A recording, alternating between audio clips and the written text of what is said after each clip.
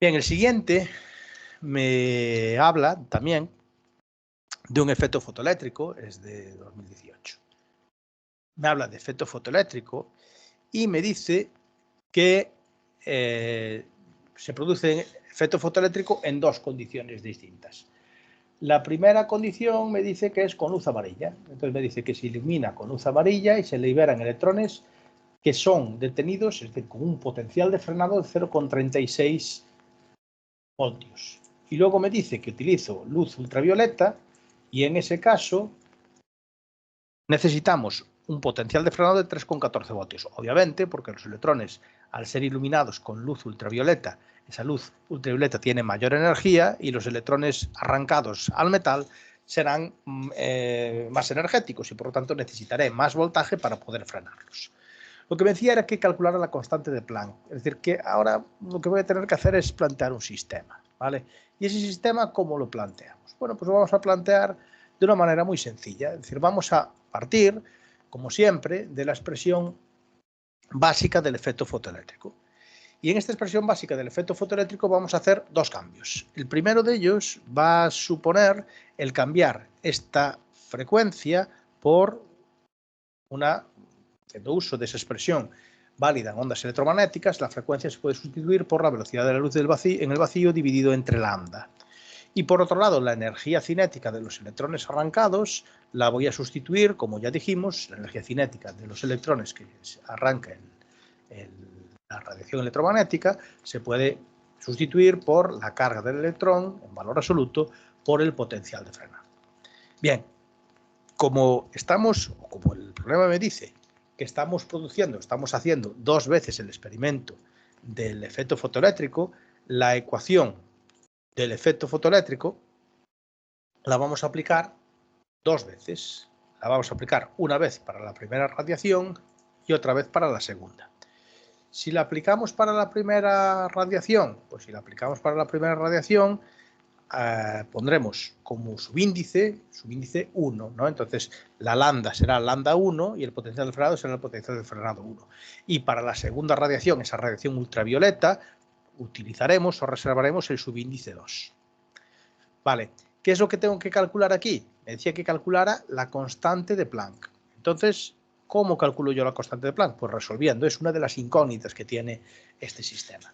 ¿Y cómo vamos a resolver este sistema? Pues podéis resolverlo como queráis.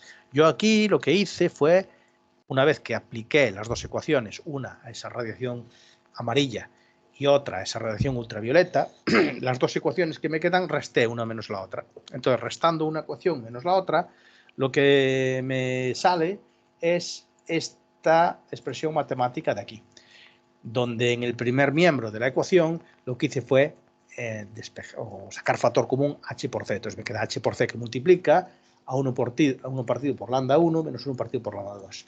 Y al restar el segundo miembro de las dos ecuaciones, pues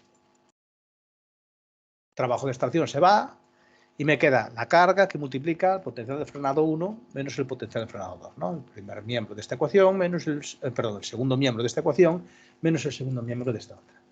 Y de aquí despejamos h. ¿Despejar h qué será? Pues todo esto que va a acompañar a h y que la está multiplicando pasa hacia el otro lado dividiendo y que es lo que aparece aquí en este denominador.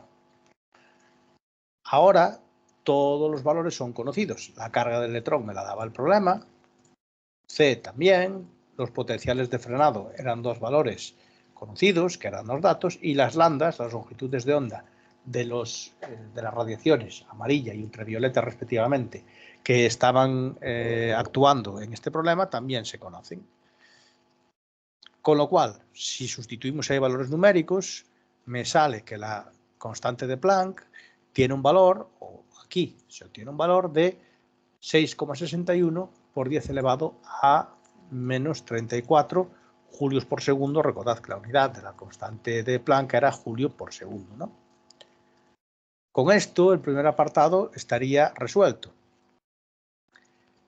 Ahora me pide que haga el segundo apartado. El segundo apartado me dice que calcule la longitud de onda límite. Para calcular la longitud de onda límite yo necesito el trabajo de extracción. Que si os fijáis, el trabajo de extracción era la otra incógnita de este sistema. Si yo tengo un sistema de dos ecuaciones con dos incógnitas, las dos incógnitas serán h y w sub 0.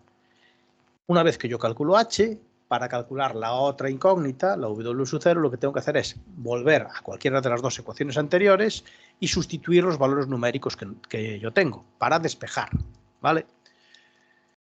Bien, y ahora, ¿cómo se relaciona ese trabajo de extracción que yo puedo saber o puedo calcular como la resolución del apartado que me queda por calcular ahí? Pues la relación que existe entre el trabajo de extracción y la longitud de onda umbral es esta que tenemos aquí.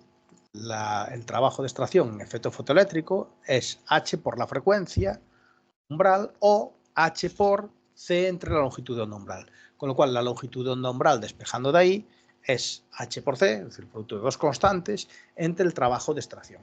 Que aquí, fijaros que numéricamente lo tengo puesto y lo dejé en función de W sub 0, porque W sub 0 aún no lo tengo calculado. Era la otra incógnita del sistema. Entonces, volvemos otra vez al sistema anterior.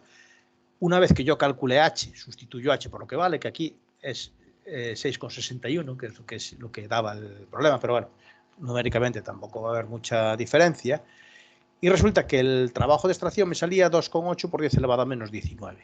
Con este valor numérico puedo regresar aquí y en donde pone W sub 0, poner el valor de este trabajo de extracción, de estos 2,8 por 10 elevado a menos 19.